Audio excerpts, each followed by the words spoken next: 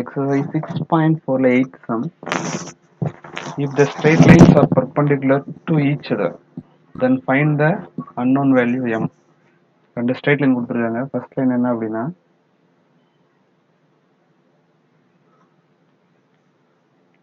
x minus 5 divided by 5m plus 2 is equal to 2 minus y by 5 is equal to 1 minus z divided by minus 1. First straight line இது some rearrange பண்ணலாம். எப்படி அப்படின்னா X Y Z வந்து பாசிட்டிவாக இருக்கணும். So ஃபர்ஸ்ட்ல X பாசிட்டிவாக இருக்குது, நோ ப்ராப்ளம்.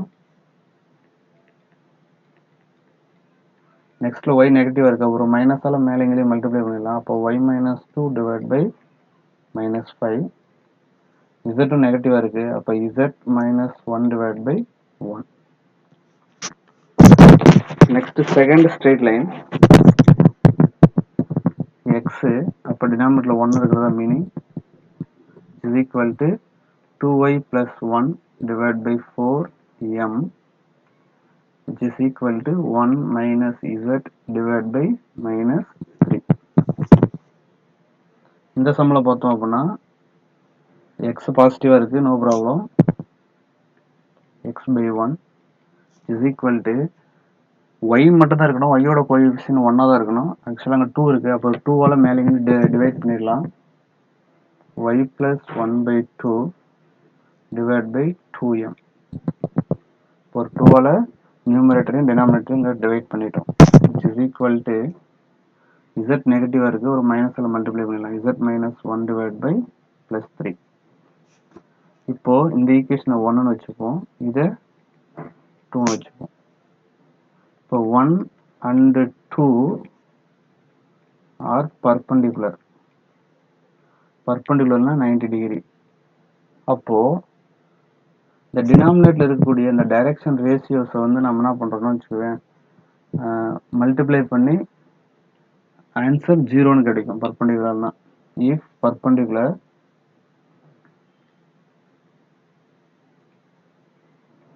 இந்த வேல்யூ நம்ம b1 b2 b3ன்னு வச்சுக்கலாம்.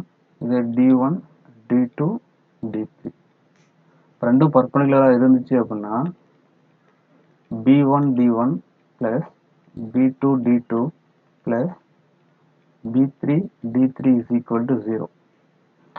ஏன் 0 வரும் அப்படின்னா theta is equal to cos inverse of modulus of b1 d1 plus b2 d2 plus b3 d3 divided by square root of b1 square plus b2 square plus b3 square into square root of d1 square plus d2 square plus d3 square.